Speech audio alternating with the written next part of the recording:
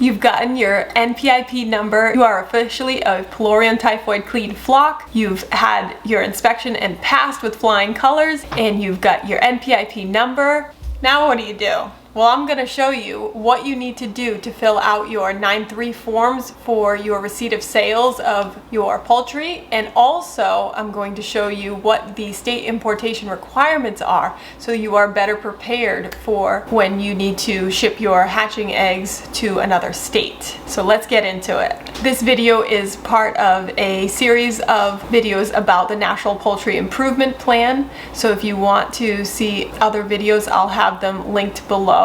The other videos talks about the inspection process, the biosecurity measures you need to put in place before your inspection to be sure that you'll pass your NPIP inspection. And also the third video is about the actual process of getting NPIP certified. So those are the 7 steps that need to happen in order for you to get that certification. 2 great videos, definitely check those out as well. On the NPIP website at www.poultryimprovementplan.org, on the home page, you are going to click on the NPIP Database in this top right corner. You're going to put in your information and log in. That login information is going to be given to you by the NPIP program once they receive your request for access to the database. So it's going to show the reports that you have submitted in the past. Now, these reports are not just for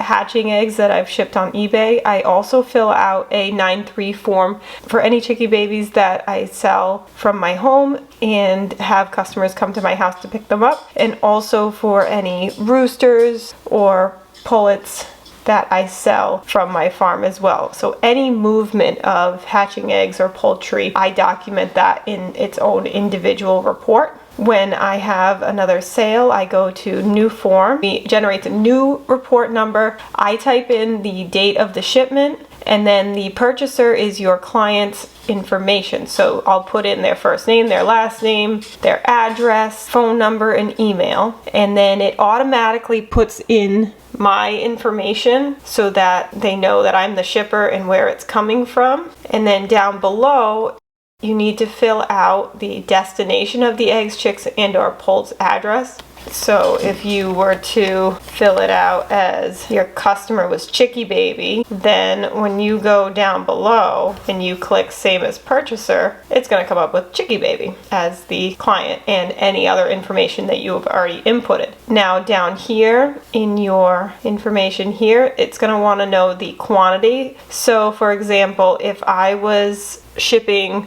12 hatching eggs on eBay. On this farm, I only have Buff Orpington breeds of chickens. I don't have any other breeds. So my eggs are coming from Buff Orpingtons. The variety, strain, or trade name that I use is R7. I was able to find what my trade name was through the database. So on the National Poultry Improvement Plan homepage, you can go to stock codes, alphabetical. You want to look for your breed of poultry, whichever breed you are selling. In my case, I sell Buff Orpingtons. I see Buff Orpingtons R7.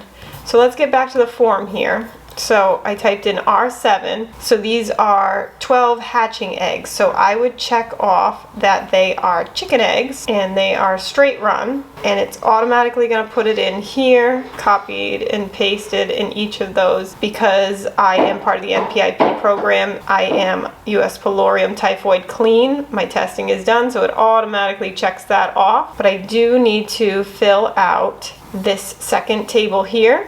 So my quantity and my stock number are already in here, but I do have to choose the type, the intended use. The intended use for chicken eggs will depend on what your client's purpose is with the eggs. Most of my clients want Buff Orpington chickens to be used for the purpose of eggs.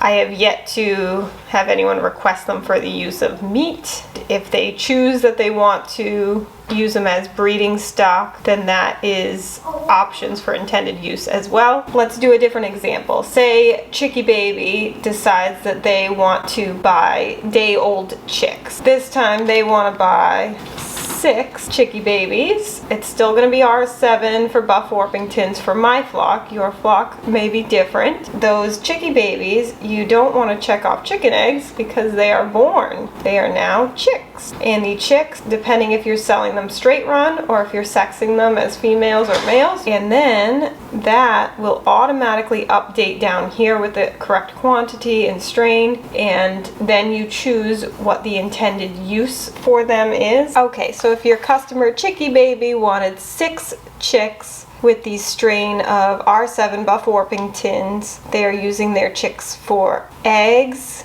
in commercial product stock, so you just check that off, and then everything else here is going to be filled out since you'll be part of the NPIP program and have already tested Peloreum typhoid clean for your flock. So once you have everything in, you want to go through, double check everything. If everything looks good, you will click submit to OSA. When you click that button, it will take you to a screen where it asks if you want to print the form or send the email. So you can send an email of that form directly to your customer if you choose. I like to print out my forms. The initial form that you print out is going to look like this, and it's going to have one signature. This signature is Megan McGrath because she is the state inspector, so she signs that, so that automatically gets generated. If I submit this during the week, I will typically get an approval form back from her with a second signature on the same day, which says this is to certify that the description and classification of the products listed above are properly indicated. And the first signature is this is to certify that the above named producer or shipper is participating in the National Poultry Improvement Plan. So you do need those 2 signatures for it to be an appropriate report of sales of hatching eggs, chicks, and poults. And like I said, usually that comes the same day. So I get all that paperwork done before I ship out my hatching eggs, and I place that in my box to be shipped out to where it is going to. If I am having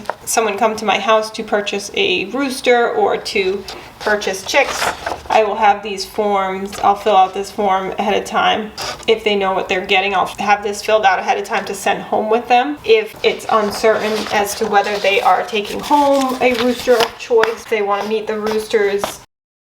Typically with like a rooster, they'll come and they'll decide if the rooster is right for them. So I wait to do the paperwork until they say, yes, I'm taking home the rooster. Then I will fill out the paperwork and I will email them a copy of that paperwork. And they choose their rooster and pay for the rooster and decide they're taking that rooster home. That's when I will fill out their information and send this to Megan McGrath, and I will print off the original. I'll print it off with just the one signature for them to take home with them.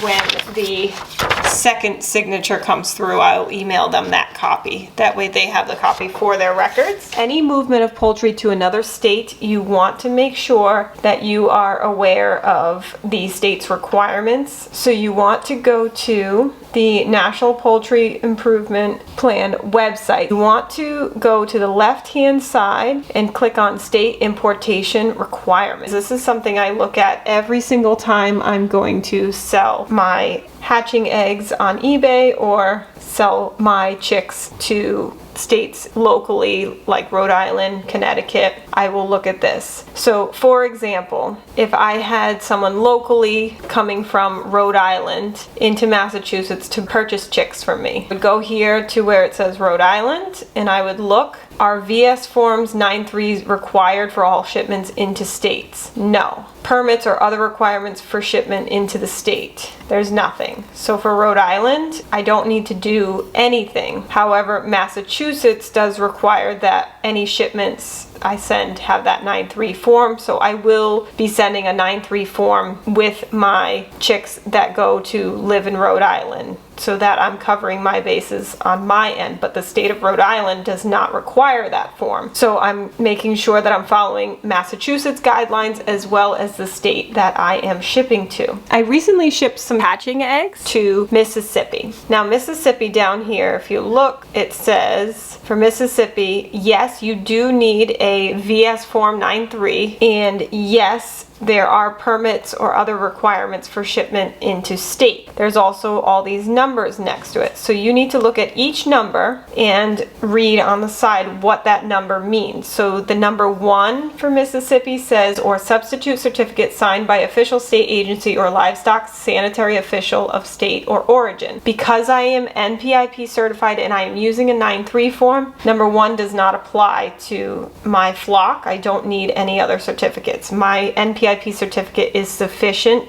to fulfill that obligation. Number 10 says to call for AI requirements prior to entry into state. So to fulfill number 10, I called Dr. Jim Watson at this phone number here. I spoke to 3 lovely people in Mississippi to find somebody who was available on call to answer my question as to what was required for AI requirements and shipping into Mississippi from Massachusetts. And they very nicely let me know that because I am NPIP certified and that my flock was also negative for avian influenza, that I am good to ship into Mississippi for that order. You'll also see there were 3 stars. So if you go down further here, you'll see these 3 stars. These 3 stars, which says contact official state agency for additional requirements. So I fulfilled that when I called Dr. Jim Watson at this phone number. There were no additional requirements at that time. However, always call if it says to call, because these change. This may not be updated exactly when these changes are made, so you always need to call if it says that you need to contact them. So if I did not have my NPIP certification, then this over here would apply, where it says that you need approval or a permit number required to ship into state for number 4, and number 6, additional requirements for non-National Poultry Improvement Plan participants. So there are states that you can ship to even if you don't have your NPIP certification, but there are going to be things that are required of you to do before shipping. So this is a great guide that you can use to be able to know what the state importation requirements are. So definitely something I would recommend printing out and having at the ready to reference each time you have an order that needs to go out. 1, 2, 1, 2, 3, 4. Now you're learning to farm like me. There is so much more to see. If you're planning on heading elsewhere, Bangor UWE, yeah, yeah, yeah. This really is the place to be.